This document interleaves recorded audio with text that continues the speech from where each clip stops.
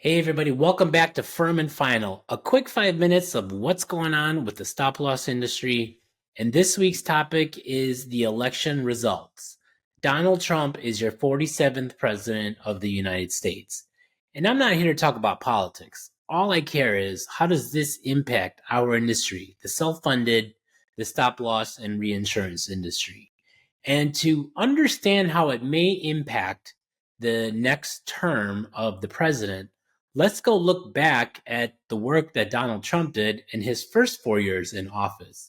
If you remember, a central theme of his presidency was to repeal and replace the Affordable Care Act. Now, it went through Congress, it didn't pass. There's certain changes that they made, like not collecting on taxes and fees and penalties and that sort of stuff. But he was never able to repeal and replace the Affordable Care Act. And we still have that today.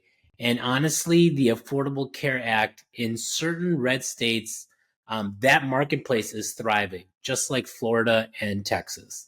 And so I think the idea that we go backwards on the Affordable Care Act is not likely to happen. Another area where the Trump administration spent a lot of time was with pharmacy benefit managers and the pharmaceutical industry in general.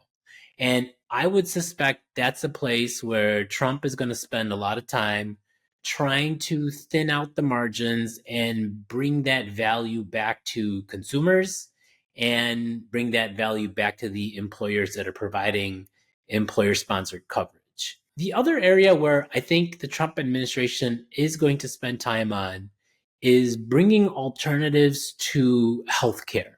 And what do I mean by that? So we have the self-funded industry, and quite frankly, the fully insured industry is not a big fan of the self-insured industry because what happens is you start having a lower base of fully insured risk because the good risk is moving out of that pool, going into the self-insured pool. And that's great for stop loss carriers. It's great for the reinsurers over the stop loss carriers, but it's not necessarily great for the fully insured carriers. So we've seen certain states really push hard against self-funding, making it hard for smaller employers to go down that path. That's a place where I would suspect we will see some leniency and probably some further push into self-funding, especially in the smaller market space. Now, you could also see some employers who just decide to exit this space altogether. And if you're not familiar with ICRAs, that's probably a product to get familiar with. That's going to be a savings vehicle or a funding vehicle that employers can give to employees. And it's a fixed amount, and then they can go buy insurance coverage through the marketplace and effectively takes the employer out of the employer sponsored health insurance game. And I don't suspect a lot of employers will go down that path. Certainly, those that are really struggling with their spend on healthcare, they'll think about it.